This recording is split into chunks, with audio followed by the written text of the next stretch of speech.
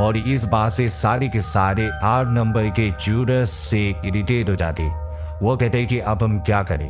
तभी इनमें से एक बोलता है कि हमें इन्हें कन्विंस करने की कोशिश करनी चाहिए कि वो लड़का गिल्टी है, उसने अपने पिता का कत्ल किया है। और एक एक करके सब उन बातों को यहाँ पर बताते हैं जो कोर्ट में हुई थी। दरअसल लड़के के खिलाफ कुछ ऐसे पुख्ता सबूत होते जो उसे मुजरिम साबित करते और इसमें सबसे बड़े 3 गवाह होते।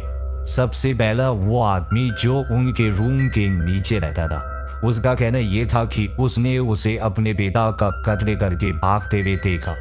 दूसरा वो चाकू जिससे इस लड़के के पिता का कत्ल हुआ था। वो चाकू उन्हें मौका वारदात भी मिला था और वो चाकू उस लड़के ने उसी शाम को खरीदा था। और तीसरी गवाह वो औरत होती है जो उनके रूम के सामने वाली बिल्डिंग में रहती है और ये बिल्डिंग रेलवे ट्रैक के दूसरी तरफ होती है।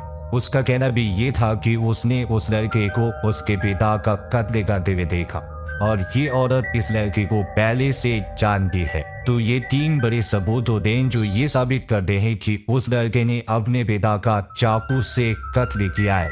इन 12 जूरी मेंबर में जो जूरर नंबर 3 होता है वो खड़ा होता है। वो कहता है कि आप भी उसी अदालत में थे जहाँ पर हम थे और आपने वो सब कुछ सुना है। आपको क्या लगता है कि उस आदमी ने अपने पिता का खून नहीं किया?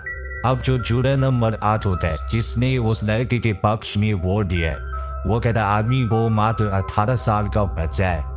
जूरर नंबर 3 बोलता है कि ठीक है मुझे पता है, लेकिन ये केस बिल्कुल साफ है, दूध का दूध पानी का पानी हो चुका है। वो एक मुजरिम है, उससे अपने पिता का कत्ल किया था और 18 साल की उम्र में कोई बच्चा नहीं होता। और आप कह चाहते कि जो आपने कोर्ट में सुना वो सब कुछ मैं यहाँ पर दोबारा सुनाऊं। वो कहता है कि जी नहीं, मैं चाहता हूँ कि हम एक बार डिस्कशन करें क्योंकि ये किसी की जिंदगी का सवाल है और हमारा वोट एक इंसान को फांसी के तख्ते पर ले जाएगा। अब यहाँ पर जितने भी जूरी मेंबर्स होते वो लगभग सब के सब जूरर नंबर 8 के खिलाफ होते क्योंकि इन सब को ये पूरा विश्वास है कि उस लड़के ने अपने पिता का कत्ल किया है। जूरर नंबर 1 बोलते हैं लेकिन मेरे लिए ये इतना आसान नहीं है, मैं अपना फैसला इतनी जल्दी नहीं दे सकता। उसके सामने जूरर नंबर 7 होता है। वो कहता है कि मैंने अपना हाथ फौरन खड़ा कर लिया, इसका मतलब ये मेरे आसान था।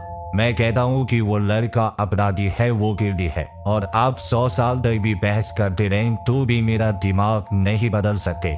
और यहाँ पर जितने भी लोग हैं सब ये मानते हैं कि वो लड़का गिल्टी है। अब इसका फैसला अगर हम 5 मिनट में कर लेते हैं तो इससे क्या फर्क पड़ता है?